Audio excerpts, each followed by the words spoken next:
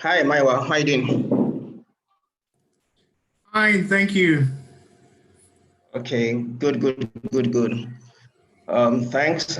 So I think we can just start, and Okay, the others will join us. We okay, already have some people in the house. okay.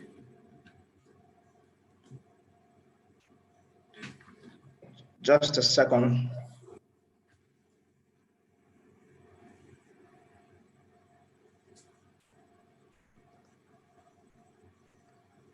Okay, so thank you everybody for this session.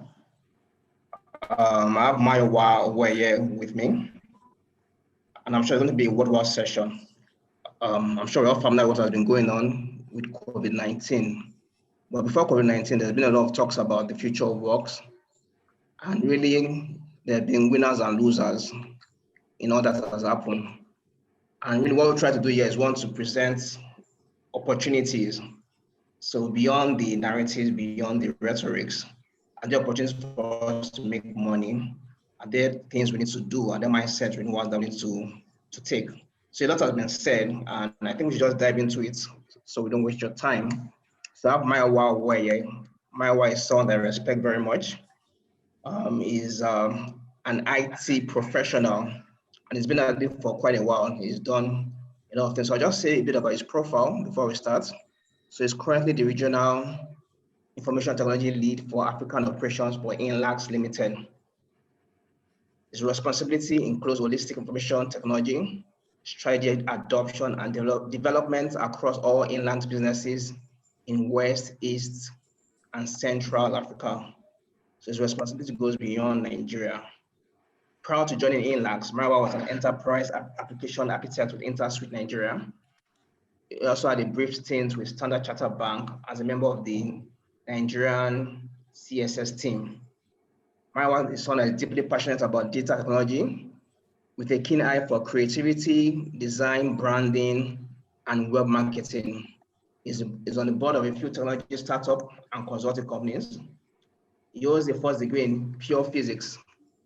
That sounds like what Einstein studies, pure physics, from the University of Lagos, and Masters in Business Admin in View from University of Rotterdam, UK.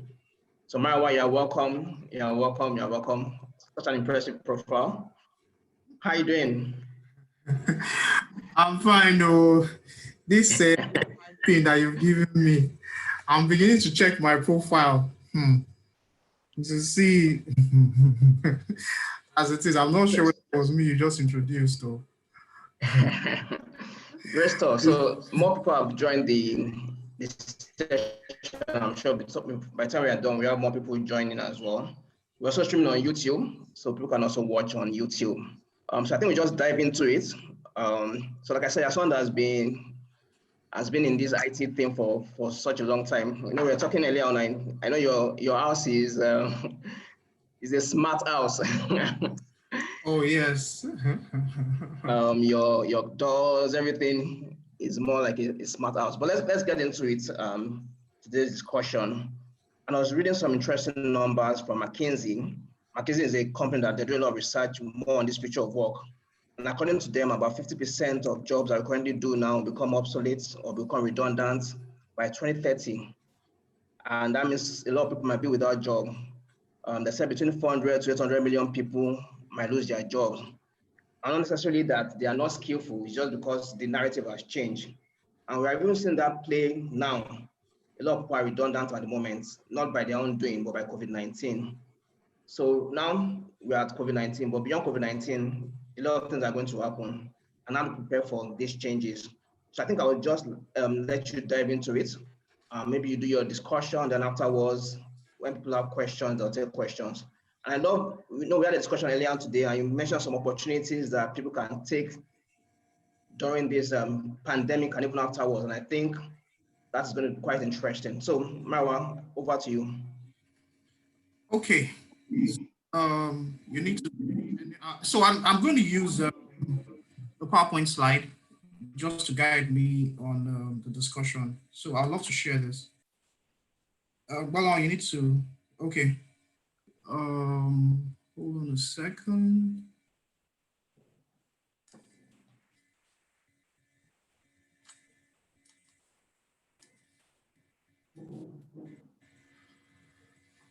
Okay.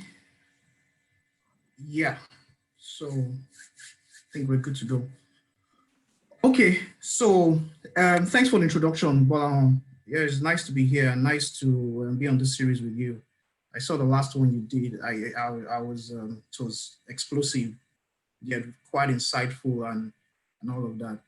So without further ado, I'm going to start with the agenda. Okay.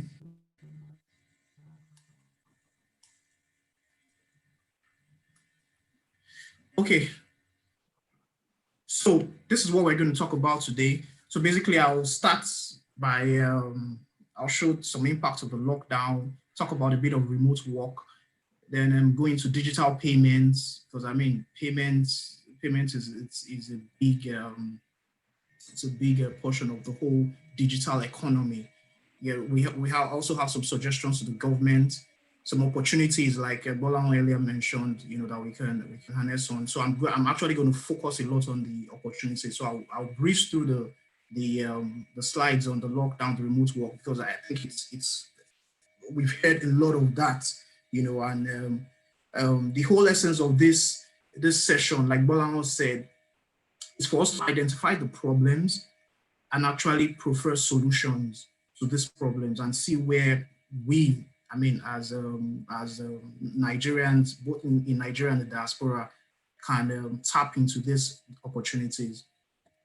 So like I said, the impact of the lockdown. Yeah, so these are buzzwords that we keep hearing: lockdown, contagious, social distancing, hunger virus, government palliatives, movement restrictions. I mean, these are things that we've gotten used to at least since March of 2020. I was talking to a friend of mine. I was born in the 80s, and he was saying something that in the 80s when he was growing up, the billboards he used to see was "Don't drink and drive." In the 90s, the billboards became "AIDS is real." By 20,000 to probably about 2019, media was about cancer awareness. But now, 2020, we're hearing "keep safe." So, I mean, our discussion was just channeled around the fact that human beings have always adapted. There've always been problems, and human beings have always risen to those problems. And of course, we live in a digital age now, and a lot of things are we have a lot of innovations and all of that. And I mean, there's so much that we can harness with this of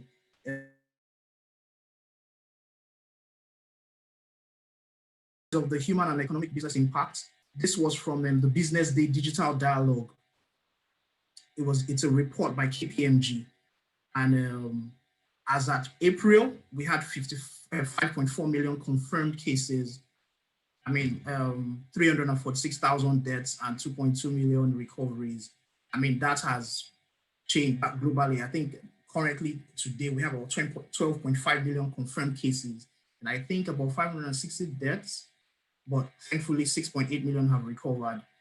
Yeah, then in Africa, 115,000. In Nigeria, as at April, we were 8,233 deaths, 2,000 recovery. Now I think we're doing about 31,000 confirmed cases. And I think we have about 700 deaths and thankfully 12,000 recoveries.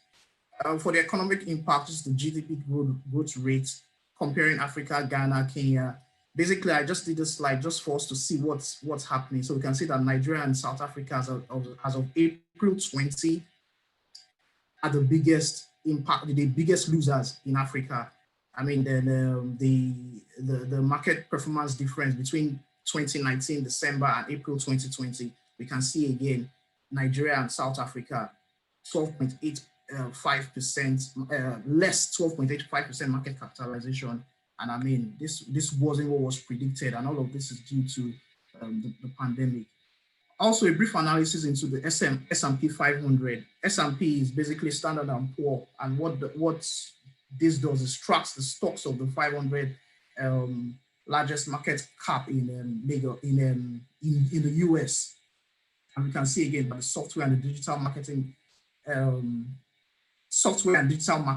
and healthcare all hit above 25%. I mean, so those are basically the winners. Airline aviation, negative almost 60%. It was a big impact on the airline industry. For Nigeria on the NSC, the consumer goods index dipped 50% in April, 50%, which is a lot. So more on the losers. So like I said, the airlines were the biggest hit. Major airlines, reduced their flights by more than 80%. Tourism also, hotel occupancy was messed up. Airbnb, I was watching something earlier on today, and the CEO of Airbnb said what they had built in 12 years was destroyed in 6 weeks.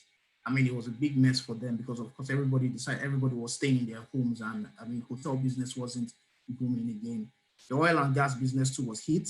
I mean, I think as of today, WTI is $40 per barrel. Brent is about $43. I mean, there was a time it hit. I think it was about April. It hit about $30. Sports and entertainment too are not left out of the losers.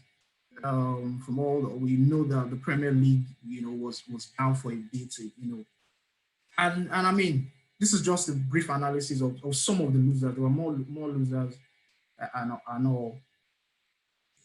Yeah, so like I said, I also talk about the impact on remote work.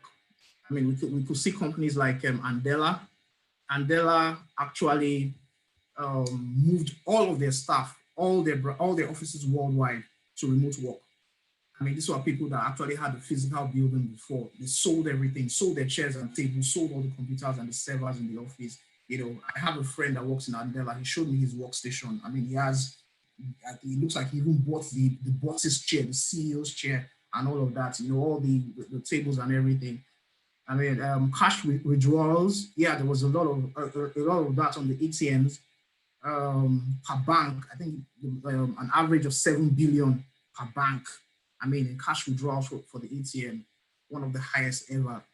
Surge in mobile internet usage, increased pressure on ATMs, like I said, online streaming, Netflix, YouTube, and all of that. According to Forbes, they went up by 40%. I mean, internet data usage also.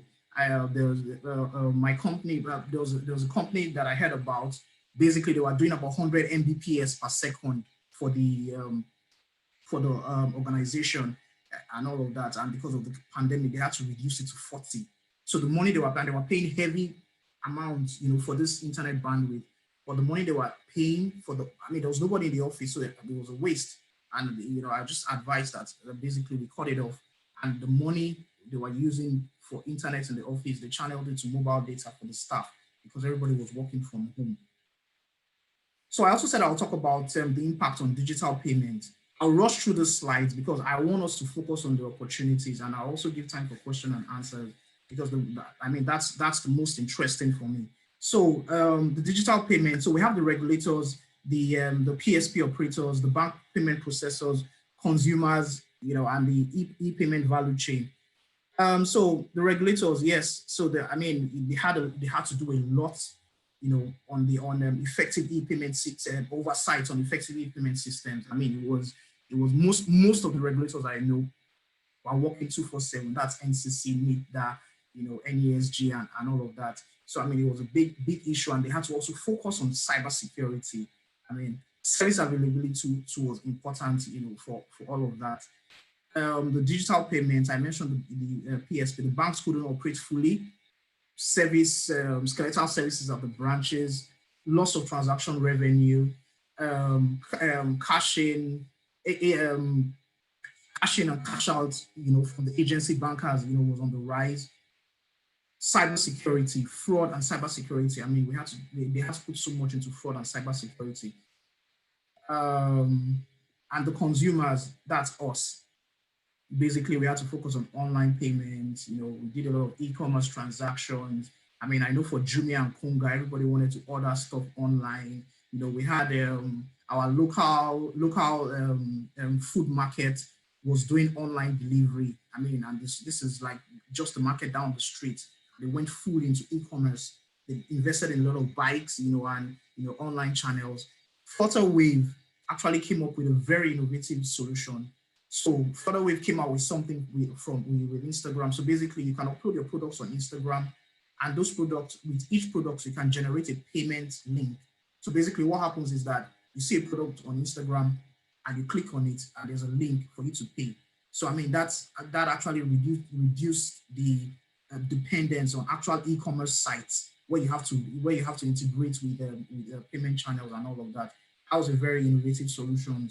Like I said, ATM services. I mean, we couldn't overemphasize the use of ATMs this period. Cashless type transactions, and again, increase in online fraud. I mean, I'm sure you guys all heard about the Hush Puppy saga. I mean, it was a big issue, and it was basically online fraud, and it was actually as a result of the COVID-19 panic. I mean, so these are things that these are opportunity areas, and these are things that cause problems, and of course, wherever there are problems, there are opportunities.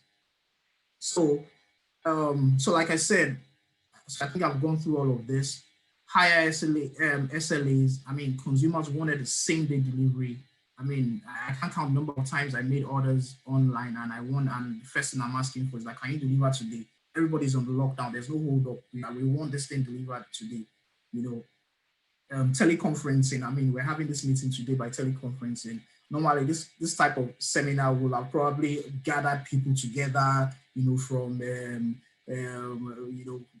paid for a venue, item 7, and all of that. But I mean, from the comfort of your home, myself and Bolan, we're able to come present to you and all of that. It's also an opportunity area, essential services patronage. I mean, the masks and the hand wash kiosk and so many other things. So next, I'm going to talk about some of our suggestions to the government. So basically, so there's a policy from NITDA, and that's the National Digital Economic Policy and Strategy, and it consists of 8 pillars. And one of the pillars is actually solid infrastructure. And what solid infrastructure addresses, basically, so basically it was a strategy from the government to digitize the economy, to fully digitize the economy by 2030. So it was a 10-year plan, or it is a 10-year plan that was introduced early this year, and the different pillars, from the software, services, information, solid infrastructure, soft infrastructure, and so basically 8 pillars. And our proposal to the government basically is to focus on solid infrastructure. What solid infrastructure addresses is the deployment of fixed and mobile infrastructure to deepen the broadband penetration in the country. So as an offshoot of this, I don't know if I noticed in Victoria Island, there's some term workers working, and they're actually laying cables all over Victoria Island. And I did a little bit of research into that, and I found out that the government is actually investing into co-locating all of the fiber optic links in Lagos. And they're starting with Lagos and are going to spread them throughout the federation. So what that means is that any of the telcos, that's MTN, Etisalat, Airtel, that is ready to lay cables, there's already a channel available, and all you just need to do is to lay your cables. Although they're going to be paying the government for it. I mean, the government hasn't agreed on how much it is and all of that. So it was one of the offshoots of this economic and this digital economic policy. It's a strategy to enhance broadband. If we look at the statistics, Nigeria, we're really lacking on bandwidth. The bandwidth is a big issue. I mean, it's just recently that a few fiber networks came, and you could actually have cable, which is fast. When you say fast broadband internet, yes, we still pay so much to the mobile networks for data and all of that. And basically, what we're trying to say is that the government wants to focus on local content development, innovation, and entrepreneurship. And without solid infrastructure, which I've explained as deployment of broadband, we cannot achieve these things. So I mean, this is a proposal to the government, and it's something that we as a private sector also can harness. So I also want to talk about the opportunities for the government. So the Minister of Communications and Digital Economy, who is also the CEO of NITDA, you know, I was in a conference with himself and the CEO of NCC, Umar Gaba, and we had discussions about leveraging on platforms like NESG, NITDA, LSITF. I mean, this platform, that's where policymakers, a lot of policies are made, are discussed around this government parastatals. And the opportunities I see for the government is to actually leverage these platforms and to make policymakers of the ICT industry leverage on the intellectual property of the organized private sector. So, I mean, not just the government carry out policies without involving the organized private sector, but at least carry everybody along and let everybody synergize. Yes, we know that our government, I mean, there's a lot of corruption, there's a lot of bureaucracy and all of that, but at the end of the day, if we really want this to happen, it's inevitable. So we're also looking at leveraging on crowdsourcing platforms where policies and regulations can be posted, previewed in a structured manner before its official release. We're also looking at strong public-private partnerships that are formed based on the 8 pillars of the NDEP strategy that I talked about. We're also looking at most importantly setting up a digital economy working group. You know, something like the Triple Helix Roundtable. So the Triple Helix Roundtable is a coalition of NESG, NUC, and TET Fund. NUC is a Nigerian Investors Commission. NESG is Nigerian Economic Survey Group, and TET Fund is Tertiary Education Trust Fund. So the three of them came together, and there are a lot of policies that come out around training people from the universities. NESG from the coalition, also from the private sector, you know, coming up with a lot of initiatives, and TET Fund, they're able to bring out these funds to the tertiary institution. So, I mean, something around the digital space can be done, you know, maybe with tech companies or a coalition of some tech companies only, you know, with NCC and all of that. It's a very good initiative and an opportunity for the government to at least bring value to the people, you know, and even also make money. So I also wanted to talk about opportunities for the private sector. So, I mean, bringing it back home, coming to the private sector, the e-commerce industry can never be overemphasized. I think today Jeff Bezos' net worth is about $189 billion. I mean, that's and Amazon, as at April, as at the first quarter of this year, they announced $74.8 billion in market capitalization. I mean, they've made so much money from e-commerce, and that's a channel that can never be overemphasized. The logistics and delivery chain. What's his name? Jack Ma, the owner of Alibaba. I think he's doing about $48.9 billion today in net worth. He came up with an initiative immediately the COVID-19 situation happened, and he set up a logistics and delivery company to actually focus on personal protective equipment.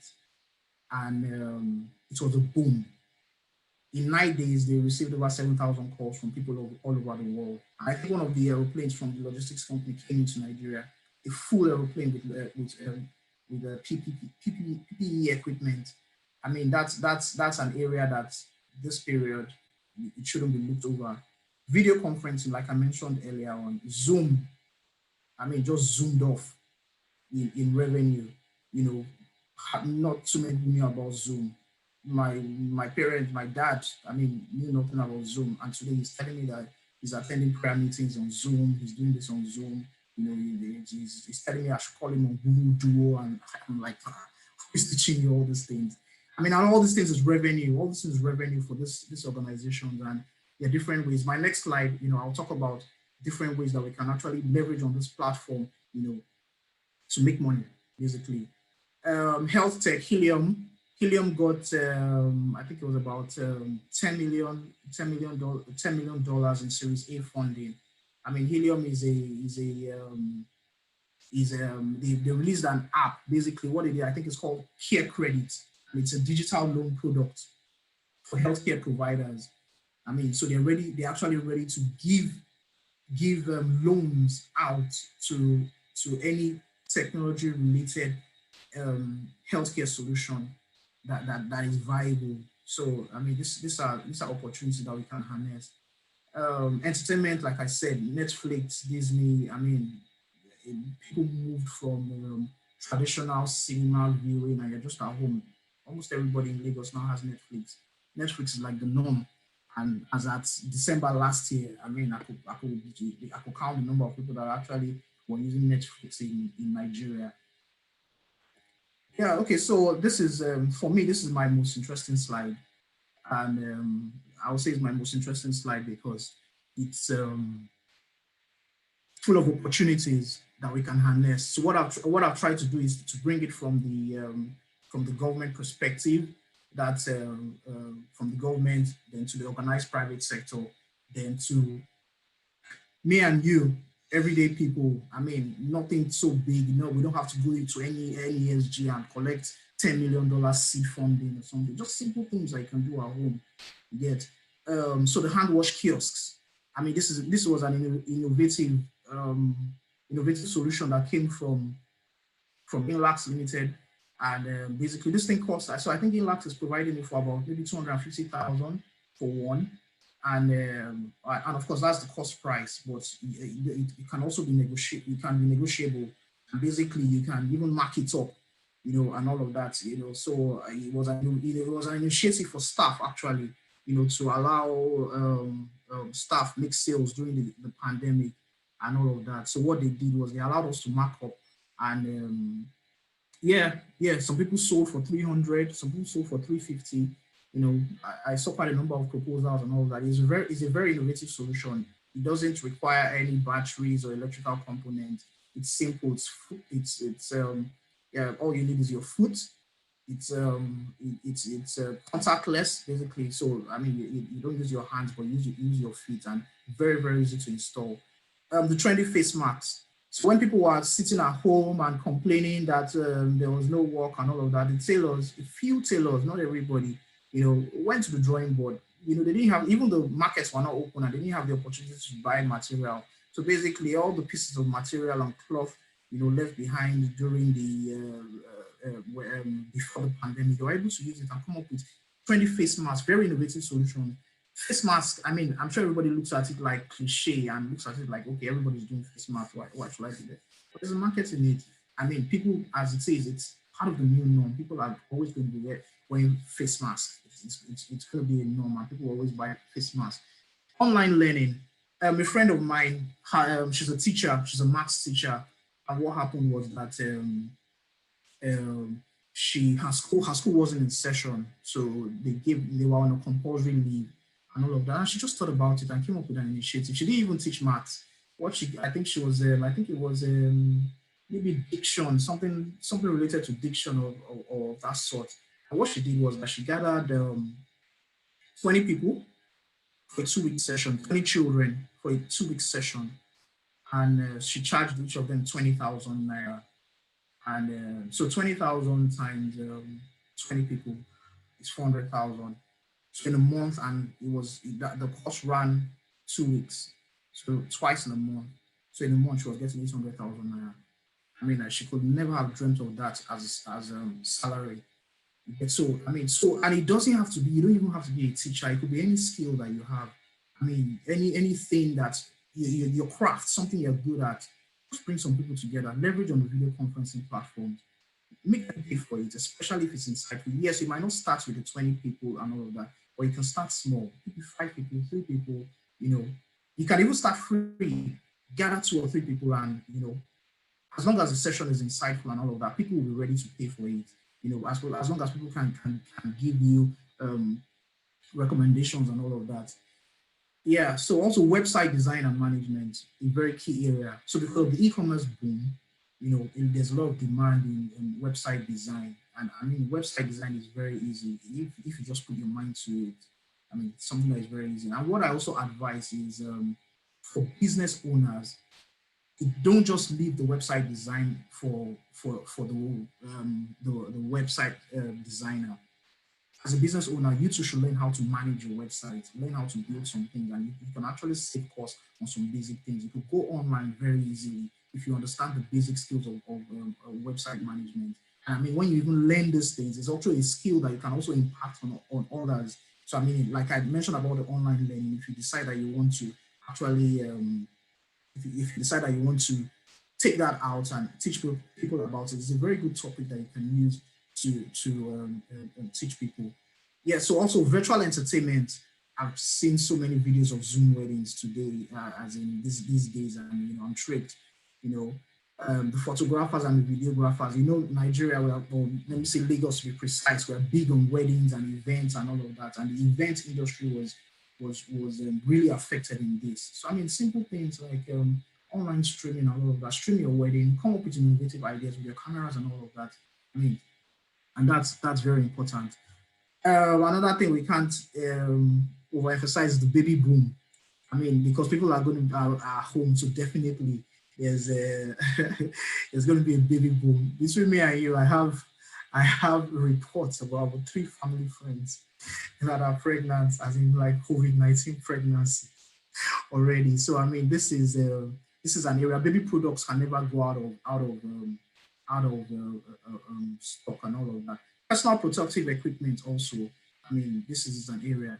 Then personal streaming services. So I want to talk about this Plex. So what Plex is basically a platform where you can actually upload videos. You can upload movies. So basically, it's like my own Netflix. So Plex is a free service you get, and you can sign in for free and all of that. Sign up for free, and you get a cloud space where you can upload movies to. So I have a friend. What he does, he just uploaded like terabytes. I think he has about 40 terabytes of space and all of that, and uploaded different movies. And what he did, he started subscribing. So people, so I mean, the movie lineup is endless. You get, so I mean, you can decide to do something, maybe your run movies. You know, you can decide to do maybe your craft, something related to your craft. Put some movies there and make those videos available for people to actually watch, you know, and learn and all of that. People will be ready to pay for that. I mean, if we can't get the actual physical classes, we can't pay for the actual physical classes these days, or we can't pay for the actual going to watch movies. People will be ready to look at what content you have. And I mean, obviously, it has to be competitive. I mean, when it comes to Netflix and when it comes to other services. Virtual marriage counseling, definitely this period. People who are not used to staying in the same environment with the family and all of that. I mean, there's a lot of counseling that needs to go on and all of that. So I think this is an area. So actually, in all of this, after this session, we're going to send links on how exactly you can leverage on all of these business opportunities. So each of these business opportunities, the vitamins and supplements, you know, we have a partnership with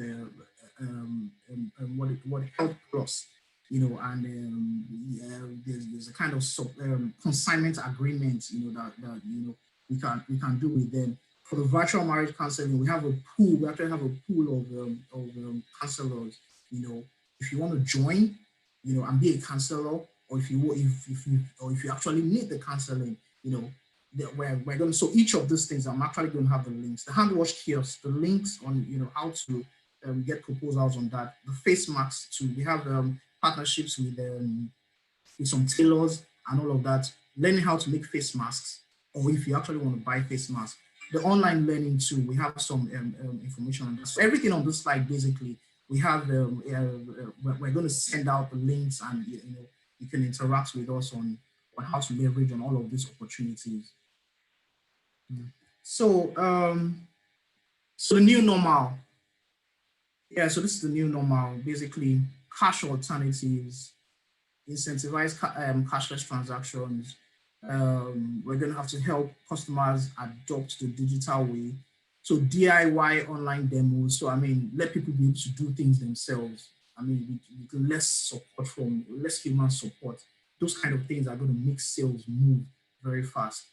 You have to make your customers as acquisition champions. I mean, so that's basically putting in a good word. You know, you give somebody a service, and all of that, and the person is able to tell others about your service and say, okay, I got this from so website and it was good. Oh, somebody taught me this online and it was good. I mean, that's the strongest marketing tactics that we have with this new normal. Yes, ATMs, automated teller machines, we can't overemphasize it. Working remotely, remote work has come to stay, and we have to get used to it no matter what. Um, Partnerships with the unbanked and the underbanked, the agency bankers, the CIC operators, and all of that has come to stay. So finally, I want to leave you with this. Somebody I admire very much. Her name is Omowale David Ashiru. She's the Vice President, Global Operations of Andela, and one of her favorite quotes is, "The future is digital, remote, and distributed. And the future is now." Thank you.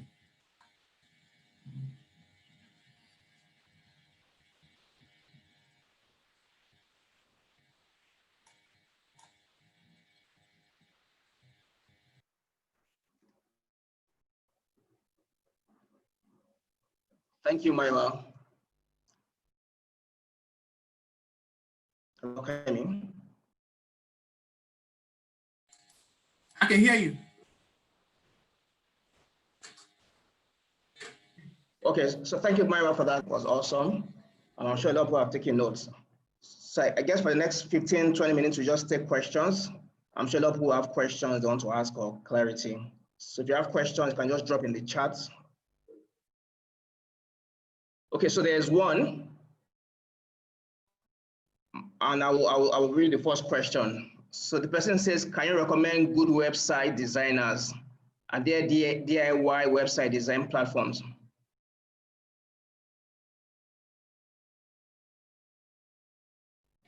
Okay, yes, sure, definitely. So like I said earlier on, we're going to send out links for all those who registered.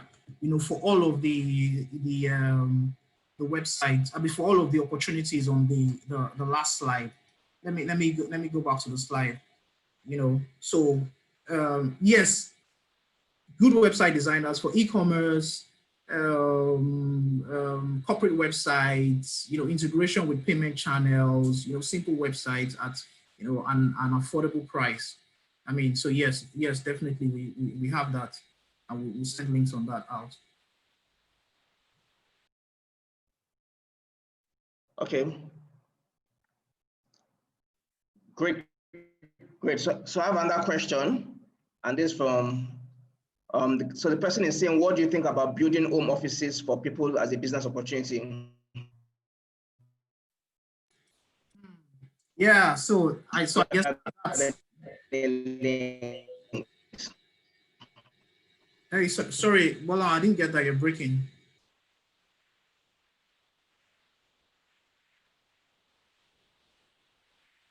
Hey, Bola. Hello? Sorry, I didn't get that. You are breaking. Okay, but can you hear me now? Yes, it's good now.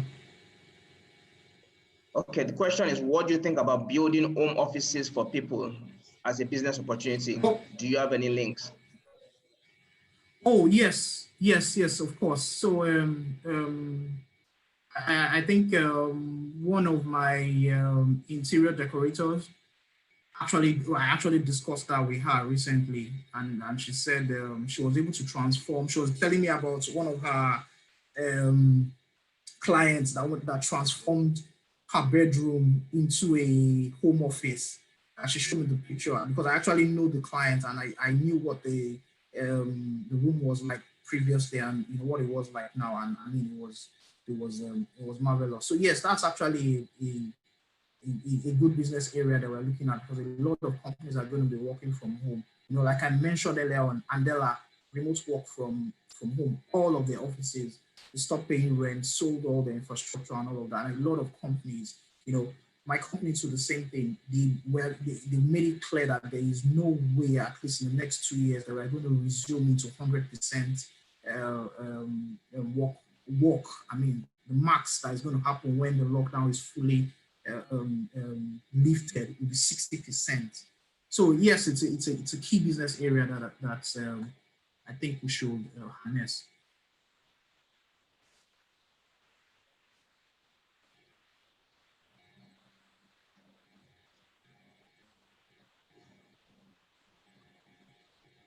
Okay, great, great, great. Thanks for that. So there's asking what basic IT skills do you think somebody should have now, especially someone that's not been in this space before, and the person doesn't want to become redundant? Okay, so I had this question. I had one of my friends call me from US about this recently. So I mean, she's an HR professional. When she was here, she's an HR professional, and I think she teaches now. And she was asking me about cloud computing, and she wanted to learn it, as in it was something that she was really interested in learning, So I gave her some advice on it and told her where to start. I mean, cloud computing is large. There are a lot of opportunities around cloud computing. I mean, even e-commerce websites, managing an e-commerce website is actually cloud computing in itself. So there's so many things that you can do, with the cloud. Basically, what the cloud is a location, a central location where everybody can access information. So basically, your emails, even your emails is the cloud, So from the technical side, cloud computing is actually is closer to having servers, in a remote location where you can easily access, and you can actually have different resources. I mean, you could access different resources remotely from there. So yes, basic IT skills, like I said, cloud computing is a very simple skill. Website design is a very easy skill to learn. And like I said earlier on, we're looking at your own small business, managing your own small business. Simple IT skills. You should understand it. In my place of work, so what I do is I manage a team of support technicians, and we noticed that there was a reduction in requests for IT support. And the team was actually able to focus on projects, during this COVID-19 period. So what that taught us is that, our staff had actually ramped up themselves due to the situation of things. I mean, there's no IT support to call, my computer is not working, my mouse is not working, and all of that. So they were able to ramp up themselves, and, staff are able to do basic IT operations by themselves. And between me and you, technology is imperative. Knowing about simple information technology skills, without that today, you might not be able to thrive properly in the workplace. So yes, simple IT skills. And like I said, we're going to send out links on this. A lot of these things are related to technology. I mean, the online learning is technology, the virtual entertainment is technology, the personal streaming services technology, the e-commerce solutions is technology, and the simple technology skills that we can harness. Okay, great stuff, great stuff, great stuff. Thanks. So we'll have some other questions. So I think you already mentioned this while presenting, but I guess the person just wants clarity. So it says, are there opportunities for food delivery, or do you think that sector is saturated? So again, I had a friend discuss with me about this food delivery. I mean, she said she wanted to invest in bikes and all of that. And she thought that, I mean, the whole market is saturated. Lagos, we live in Lagos. Lagos is a commercial nerve center. There can never be enough delivery bikes in Lagos. It's not possible. I don't believe it. Okay. Maybe if the government invests some billions and puts in 1 billion bikes on the street, maybe. I mean, I have this. I have a friend. She used to work in Microsoft, and she stopped. She resigned from Microsoft to actually start logistics business. She started with 2 bikes, and I think today she has about 15 bikes. And that's what she focuses on, and she's definitely making more than what she was making in Microsoft. And let me tell you the truth, I've actually called her twice to help me handle some deliveries. I don't know whether it was coincidence or I don't know, what it was, but on those 2 occasions, this was at 11 a.m. in the morning, and this was before COVID-19. She said that she's fully booked. She was fully booked.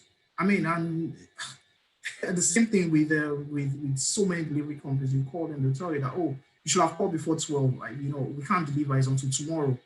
So food delivery is very important. Although food delivery is a little bit different from your normal delivery. So I mean, food delivery has to, the bikes can be, there's a lot of shock absorbers that are put into the carriage of the bikes, because you know, simple things like cake and all of that. It's not just any bike that can deliver a cake, you know. So then I also heard issues about the drivers or the riders actually eating the food and all of that. So I mean, there's a little tension that is going to be put. Oh yes. I have a friend. In fact, she said she will never do. At a time, well, I'm sure she has changed. She said she will never do Uber delivery. It was actually Uber. She put rice. She's a caterer. She put rice and chicken and all of that. And the guy actually removed 3 pieces of chicken from the delivery. I mean, it was a trip. I couldn't believe what she was telling me, but I'm sure she will have changed now and all of that. So yes, a little more attention has to be put in food delivery. I personally will not patronize just anybody for food delivery. I mean, I have to know that you've put in some effort into designing your business and to ensuring that there's proper service delivery in your business before I patronize you for food delivery. Great stuff. So there's another question here, but I think you already answered it. Okay. So the person is asking, what are the most relevant digital skills for entrepreneurs now? Okay. So I know you mentioned, if we just want to add to what you mentioned earlier on. Oh yes. So relevant digital skills, I would say relevant digital skills. So I would like to take it from Nigeria and globally. Yes, and there's actually a list that I came across recently. You get, and basically what I saw in it was website design, business intelligence, cloud computing. What else? Yeah, so I think these were the top 3, you know, that were in that. But there's a list. I think what we'll do is that after this session, we'll also share that, you know, that list, because I have it somewhere. I'm not sure where exactly I put it. You know, we also have a list of top 10 sites for your career. I mean, you know, places where you can actually visit on the internet, and these things are free. You know, you can actually visit the internet, I mean, and learn different curriculum. There's this website, Khan Academy. You know, Khan Academy, a lot of people don't know about it, but it's actually loaded. I mean, even for children, you know. So recently I was discussing with a friend of mine, and he was talking about actually building a platform where Nigerian children can learn.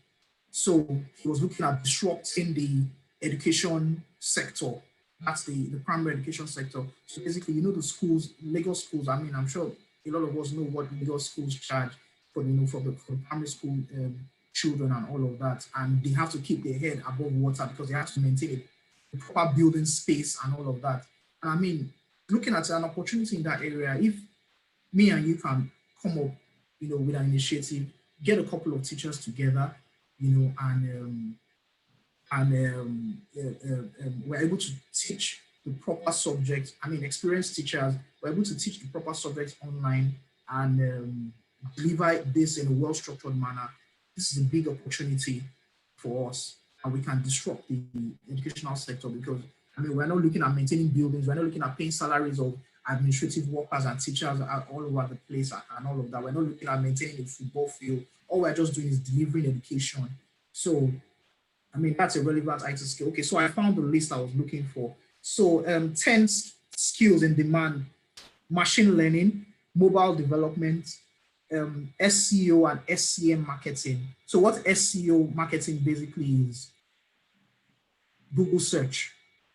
So basically, there are ways that when you build your website or when you build your products, you can actually optimize it on Google. There's some particular keywords that you optimize that when you type in those keywords, you can search for, you can find your business. So I mean, people believe that, I mean, when you design a website, that's just it. You just put it on the internet and that's it, and everybody can view it. No, there's also a skill. It's actually a skill, and that SEO skill is not, you have to monitor it. It depends on, there are a lot of dependence on it. So that's a skill, and it's a very easy skill to learn if you just dedicate time to it. I mean, that's a skill that it's hot. Data visualization. So, I mean, I'm sure you saw some of my slides. You know, I was able to do some analysis on the S&P 500, the Nigerian Stock Exchange, and all of that.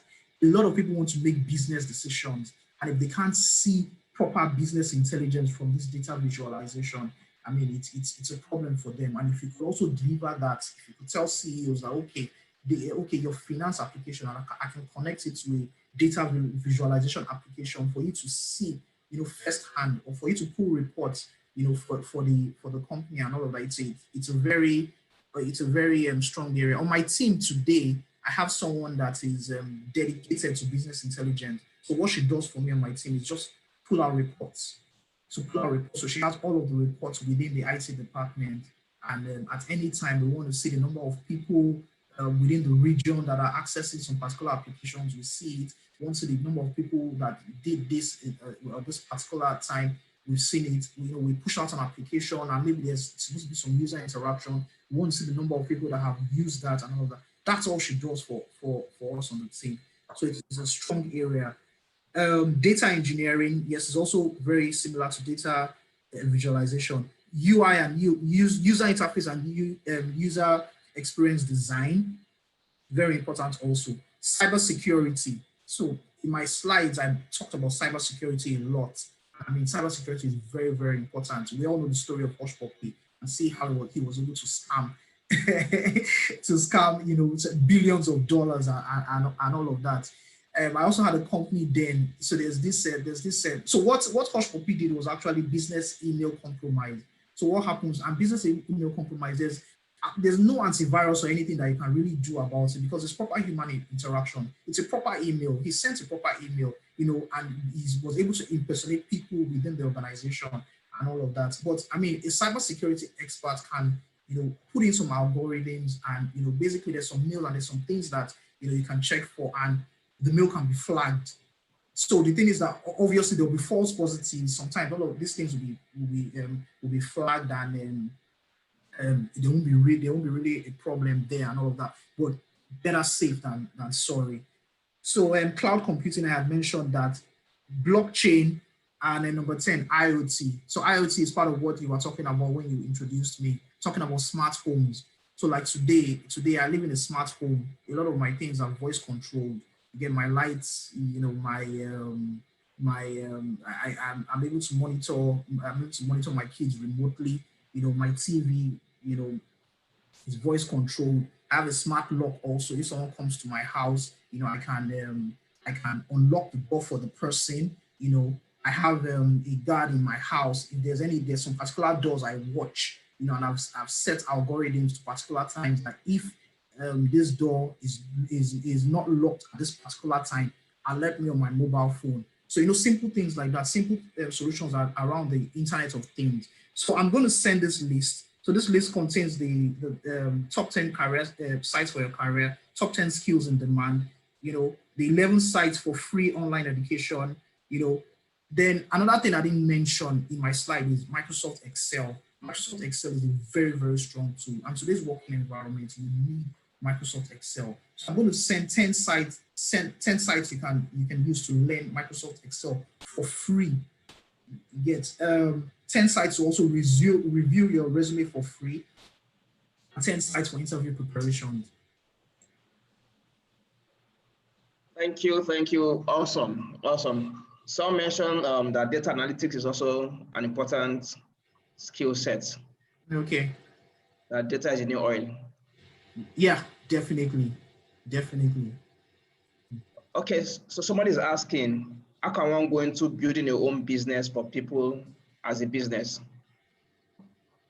A home business. Okay. Okay, interesting. Building a home business. You can start here. I mean, look at the slide that shows the opportunities. You can start here, really. And just so I guess that will involve some business intelligence. There's no one size fits all for that kind of thing. You know, look at the person, look at the location where the person is, look at the opportunities, you know. So I think that would be more of an advisory stroke consulting role you get. And I say that, okay, for example, you live in Lagos. So like I mentioned, Lagos is a commercial nerve center. You live in Lagos. People want things delivered. You can start with a logistics business, or maybe you live in Abuja. You know, there are a lot of government parastatals, and there's a lot of manual work that is done. You know, in the government. You know how our government is today. You can start with automation. You know, sit at home and just automate different processes. So yeah, I think there won't be any one size fits all to building a home building a home business for someone as a business. You know, it's more of a consulting, you know, analytics and practice. Okay, great stuff. Great stuff. So so someone is asking about 5G. Okay. No, there's been a lot of discussion about 5G, Yeah. whether it's because of the corona and all that. But really, what are the pros and cons of 5G? So in terms of the opportunities, how is 5G going to enable businesses if it's deployed? So the pros and cons, and really, what are your thoughts generally on the 5G? Okay, so 5G. So I was actually in that same seminar that I was with Pantami. Pantami is the CEO of the CEO of NCC. You know, and he said it hasn't been commissioned yet. 5G hasn't been commissioned yet. But I also told you about the project of the Lagos State government that are already laying cables, and they plan to spread this across the federation. That's also in preparation for 5G actually. So when 5G comes and all of that, they can also pass through that channel. So my thoughts on 5G. I mean, yeah, I'm sure a lot of us here are well educated now, you know, compared to, I think it was April or February when, you know, the trends were going on about how harmful 5G is and all of that. Yes, 5G is a microwave technology, but you can't. It's not like you have 5G and it can actually affect you directly. Yes, exposure to microwaves over time, you know, and even the spectrum on which the 5G is running, you can't compare it to it hasn't got to the harmful level. So talking about the health implications and all of that, it's far from it. It's far from it. So I think that that myth has been debunked. So for the opportunities around 5G, definitely they're endless. I mean, with all these things that we've talked about, and my slide that talked about the dependence on the solid infrastructure. There's actually an initiative from the government to actually set up broadband for Nigeria. You know, and you know, like I said, with that broadband, those which is one of the 8 pillars of the NSCDP strategy. You get so of course the 5G keys into it. You know, and as soon as the 5G is commissioned on the mobile network, I mean, we're going to go live, and all of these things that we're talking about. I mean, if we have 5G, you know, this our video definitely is going to be smooth. You know, all those opportunities I've told you about, you can't do an online, you can't set up a successful online learning business without fast internet. I mean, it doesn't have to be 5G, but of course, if we have 5G, yeah, definitely, you know, it's something we can leverage on. So I look forward to having 5G. Honestly, I look forward to fast internet because. And I still maintain that one of my productive periods was when I discovered Etisalat's fast internet. Although Etisalat now, Etisalat will pay me for this promotion I'm giving them. I mean, so that period, I actually learned website design by myself. I mean, I just took time out, and this was some years back. took time out, when I discovered that, okay, I ask Google questions and, it comes immediately. I can open so many tabs and all of that. I mean, my productivity went from 50% to like 150%, with fast internet. I was talking to a friend that is working on moving to Canada. So he said there are three things that are taking in from Canada, that are sending me away from Nigeria. He said number one is traffic in Lagos. Number two is NEPA. And guess what the third one is? Slow internet. You get, so I mean, if we can have all of these things, I mean, why would people be migrating? We have a lot of intelligent Nigerians. We have a lot of people that are, innovative and all of that here in Nigeria. So, I mean, if these things are available, why would we be running away? Thank you. Somebody has a funny question though. That which internet is the best in Nigeria? Which internet is the best? These promotions, should I be collecting money for these promotions? I can actually prefer. So internet in Nigeria, what I tell people is it depends on your area. There's some networks that work fast in some areas, some don't. So I noticed that this period during the pandemic, the mobile networks were actually the fastest. So in my house, I had Tizeti. God bless Tizeti. Let's not go into. I'm sure people that use Tizeti will understand my pain. I had Tizeti, I had Intel, and I had Glo. Then plus my mobile data. Yes. But I noticed that at any point in time, when I wanted fast internet, it was my Airtel data. My Airtel was the fastest. Of course, most expensive among all of them because it's mobile internet. So what I advise for fast internet? So today I'm using a provider called Fiber1. Fiber1 is giving me 20 Mbps per second. But they've actually laid a cable, so they've laid a fiber cable right from their office to my house. So obviously cable is the fastest. Cable is definitely more efficient than wireless. So my advice to the person depends on your area. First of all, find out if there's any fiber connectivity in your area. So this period that we're working on, we're doing work from home and all of that. You don't really need mobile internet. If you can get good internet in your house, I mean, 50% of your internet problems are solved.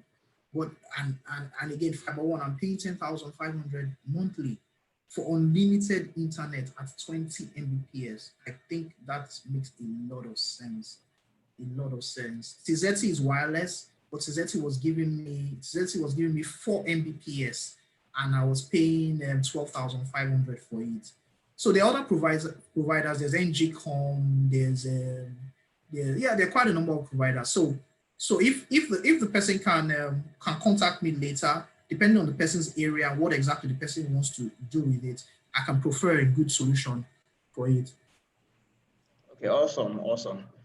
So Maiwa, so maybe if you don't mind, you can just drop your contacts on the chat, just in case anybody wants to contact you. Okay. Or maybe your email. Okay. And I've also asked people that want the slide to put their email on the chat group as well. Okay. So thanks. I think we've exhausted the question. Let me just confirm. So there was a question. You had mentioned a site where people could learn stuff. I think it said Khan Academy. Yes. Can you just spell the Khan so people can get it? Khan. Khan. Yeah. Okay. Khan Academy. Yeah. So I'm sending it now. Okay. So thanks very much, Maiwa. This has been quite an interesting session. I've learned a lot myself. Obviously, I need to contact you. Like I said, the money is no longer beneath the ground. The money is in the cloud. So I told myself I need to be close to anybody that is a technology expert or professional, so I don't get redundant, at least in my field. So thanks a lot. So for this program, it's like a quarterly event. This is the second one. So we'll be having another one in October. So that will be a bigger conference. We have more people. Hopefully, Maiwa will be around as well to to be part of that conference. So thanks, it's been worthwhile. I'm sure our audience, our attendees, I know they've learned a lot. So you said you're going to share some of the links and Yes. So I think we should just send it to everybody with the slides and everything. So we'll just send those links to everyone. Yeah. Then the video will be on YouTube, so I guess we can also watch it on YouTube as well. Okay. So thanks, Mayowa. I think in the absence of any other question, I think we can call it a day. And just to thanking all the attendees, thanks for your time. People were quite prompt. They came in on time, and of course, a lot of people waited to the end. And I'm sure it's quite engaging, quite interesting. Questions were thought-provoking. So thanks, Mayowa. Thanks, everybody, for participating. Look forward to our next conference on the future of work and money. And please don't forget to send your emails so you can share. Yes, I've done. I did that already. Okay. Then to the attendees as well, please send your email so you can get the slides. Okay. Yeah. So bye. Thanks. Yeah, you're welcome. Yeah.